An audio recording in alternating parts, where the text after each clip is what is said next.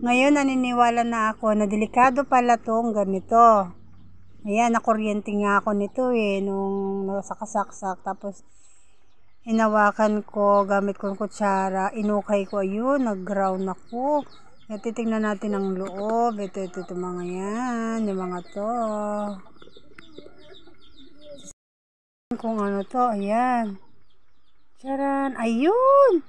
Nasunog nga, at lalo to, ang dumi. Nasunog, ang dami palang nasunog na kable na to. Kailangan talaga konti ingat. Ayan, nasunog dito, Ayan, kaya pala ako nag-ground. Delikado din pala ito. Napaka-easy magluto dito, pero kung hindi ka maingat talaga sa gamit. Kasi pag ikaw nagluluto, umaapaw yan. Dito na uapaw, pumupunta yung mga kumukulo o mantika, whatever. Ayan. Nagkukos ng ganyan. Sunog siya, sunog.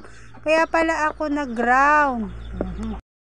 Ito yun. Ginagamit ko, Natanggal na siya.